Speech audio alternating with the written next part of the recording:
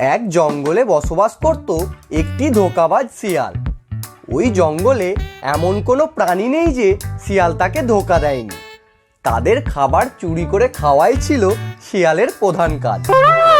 সব প্রাণীরা শিয়ালের অত্যাচারে অতিষ্ঠ হয়ে গেল। সেই জঙ্গলে বাস করত একটি বুদ্ধিমান ছাগল। ছাগলের 4টি বাচ্চা ছিল। আজ আমি কোথা থেকে খাবার চুরি করব? কাউকেই তো পাচ্ছি না। সবাই আজ গেল কোথায়? না, মনে হচ্ছে আজ আর কপালে খাবার জুটবে না। ওহ, বড্ড খিদে লেগেছে, কি যে করি। এমন সময় তার চোখে পড়ল সেই ছাগলটি, আর ছাগলটির সাথে 4টি বাচ্চাও দেখতে পেল। বাচ্চাগুলো দেখার সাথে সাথে শিয়ালের জিভে জল এসে পড়ল। এই তো পেয়েছি। বাচ্চাগুলো কি সুন্দর! এই বাচ্চাগুলো আমি খাবো। শিয়াল ছাগলের পিছু নিল।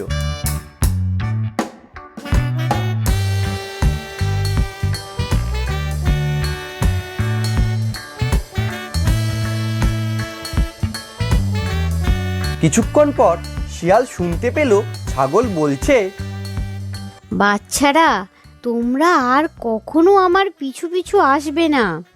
এই জঙ্গল অনেক ভয়ঙ্কর। দুষ্টু প্রাণীরা আমাদের খেয়ে ফেলবে। আচ্ছা, ঠিক আছে, কিন্তু মা, আমরা কবে তোমার মতো ঘুরে বেড়াতে পারবো? যখন তোমরা বড় হবে। মা, আমরা কবে বড় হব?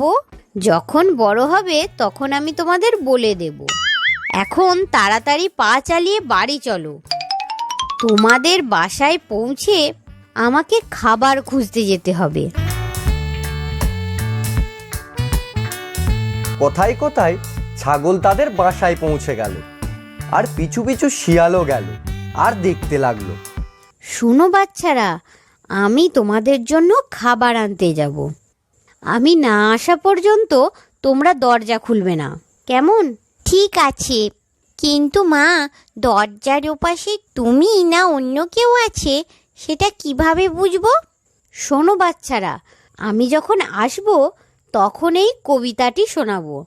বাচ্চারা বাচ্চারা, ভয় পেও না আর, এনেছি মজার খাবার, থাকবে না আর অনাহার। ছাগল বলল, আমি যখন এই কবিতাটি শোনাবো তখন তোমরা দরজা খুলবে। ছাগল বাচ্চাদের ভালোভাবে বুঝিয়ে খাবার আনতে চলে গেল।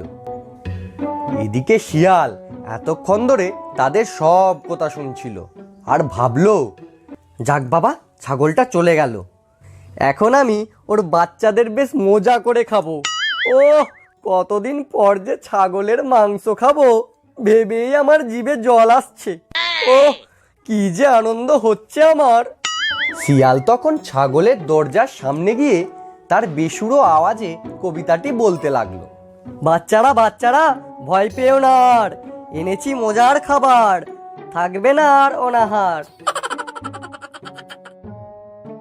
বাচ্চারা, আমি এসে গেছি, দরজা খোলো।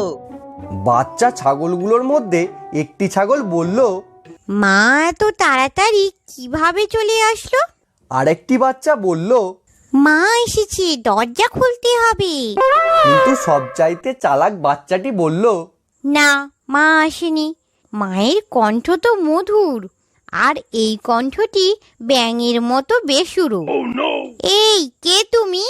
তুমি আমাদের মা নও। আমি তোমাদের মা বাবারা। আমার মায়ের গলা এত বেসুরো নয়। আরে, ব্যাপার কি? এরা তো দেখছি অনেক চালাক। না, আমাকে আবার চেষ্টা করতে হবে।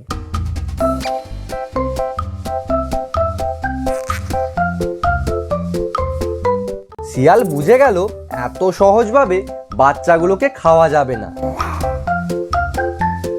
কিছুক্ষণ পর শিয়াল আবার দরজায় কড়া নাড়ল এবং কবিতা বলল, বাচ্চারা বাচ্চারা, ভয় পেও না আর, এনেছি মজার খাবার, থাকবে না আর অনাহার। এরপর সে একটু ভালো গাওয়াতে 2টি বাচ্চা বলে উঠল, মা এসেছে, মা এসেছে। কিন্তু সবচেয়ে যে ছোট সেই বাচ্চাটি বলল, দাঁড়াও, আমি ফাঁকা দিয়ে দেখে শিওর হইনি মা এসেছে নাকি অন্য কেউ।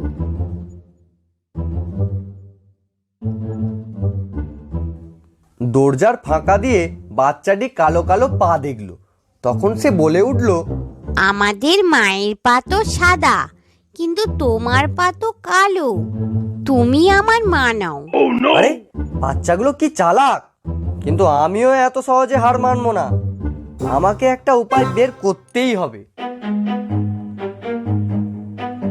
শিয়াল গ্রামে গেল আর একটি আটার দোকানে গিয়ে পায়ে আটা মেখে সাদা করে আসলো। বাচ্চারা, আমার সাথে চালাকি? তোমরা যতই চালাক হও না কেন, আমি তোমাদের থেকে অনেক বেশি চালাক। শিয়াল পুনরায় ছাগলের বাসায় গেল আর কবিতা বলতে লাগলো। বাচ্চারা বাচ্চারা, ভয় পেও না, আর এনেছি মজার খাবার, থাকবে না আর কোনো অনাহার। তখন বাচ্চারা দরজার ফাঁকা দিয়ে দেখলো পাগুলো সাদা। এবার বাচ্চারা ভাবলো তাদের মা এসেছে এবং তারা দরজা খুলে দিল। মা নয়, আমি এসেছি। আমি তোমাদের জম, আর আমি এখন তোমাদের ধরে নিয়ে যাব আর বেশ মজা করে তোমাদের খাবো। না না, এমন করো না, ছেড়ে দাও আমাদের। আমাদের মা খুব চিন্তা করবে, ছেড়ে দাও আমাদের। বাচ্চারা কান্না শুরু করলো। শিয়াল তিনটি বাচ্চাকে বস্তায় ভরে নিয়ে গেল, কিন্তু চালাক বাচ্চাটি খাটের নিচে লুকিয়েছিল। কিছু সময় বাদে তাদের আসল মা আসলো আর দেখলো ঘরের সব জিনিসপত্র অগোছালো আর বাচ্চারাও নেই। বাচ্চারা, তোমরা কোথায়? এই দেখো কত মজার খাবার এনেছি তোমাদের জন্য। তখন কাঁদতে কাঁদতে ছোট বাচ্চাটি খাটের নিচ থেকে বের হয়ে আসলো আর মাকে সব কাহিনী বলল। এত বড় সাহস দুষ্টু শেয়ালের! আমার ঘরে ঢুকে আমার বাচ্চাদের ধরে নিয়ে গেল। আজ আমি ওকে দেখে নেব। এই বলে ছাগল আর ছাগলের বাচ্চা শিয়ালকে খুঁজতে লাগলো। এদিকে শিয়াল বস্তা নিয়ে হাঁটতে হাঁটতে অনেকটা ক্লান্ত হয়ে পড়েছে। ওরে বাবা, কত ওজন! আর পাচ্ছি না, একটু বিশ্রাম নিতেই হবে। এই বলে একটি বড় গাছের নিচে সে বসলো আর কিছুক্ষণের মধ্যেই সে ঘুমিয়ে পড়ল। এদিকে ছাগল পুরো জঙ্গল তন্ন তন্ন করে খুঁজতে লাগলো। হঠাৎ তার চোখে পড়ল একটি গাছের নিচে শিয়াল ঘুমাচ্ছে আর তার সামনে রাখা বস্তা থেকে তার বাচ্চাদের কান্নার আওয়াজ আসছে। ওই তো আমার বাচ্চারা, ওই বস্তার ভেতরেই রয়েছে ওরা। সে তাড়াতাড়ি বস্তার মুখ খুলে বাচ্চাদের বের করে নিল। ছোট চালাক ছাগলের বাচ্চাটা দুটো বড় বড় পাথর রেখে দিল ওই বস্তা, আর তারা দূর থেকে দাঁড়িয়ে শিয়ালকে দেখতে লাগলো।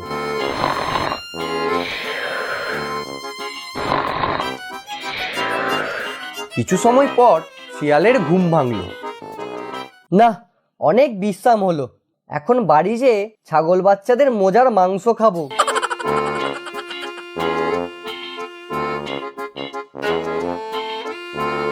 শিয়াল বস্তা পিঠে নিয়ে হাঁটতেই পাচ্ছিল না, বারবার বস্তাটা তার পিঠ থেকে পড়েই যাচ্ছিল। ওরে বাবা, এখন তো দেখছি বস্তাটা আরো ভারী হয়ে গেল। আমাকে খুব তাড়াতাড়ি বাড়ি যেতে হবে। সে বস্তাটি তার পিঠের সাথে ভালোভাবে বেঁধে নিল। কিছু দূর যাওয়ার পর সে একটি পুকুর দেখতে পেল। অনেক তেষ্টা পেয়েছে, ক্লান্তিও লাগছে বটে, একটু জল পান করে নিলে গায়ে জোর পাবো। এই ভেবে শিয়াল পুকুরের জল পান করতে গেল, কিন্তু দুর্ভাগ্যবশত তার পিঠে ভারী বস্তা থাকার কারণে সে পা পিছলে জলে পড়ে গেল। ওরে বাবারে, মরে গেলাম রে! আমি আর ছাগলের বাচ্চা চুরি করব না। ওরে বাবারে, মরে গেলুম রে! বাঁচাও, বাঁচাও! আর পাথরের ভারে সে পুকুর থেকে আর উঠতেই পারল না। অবশেষে সেই পুকুরের জলে ডুবেই শিয়াল মারা গেল।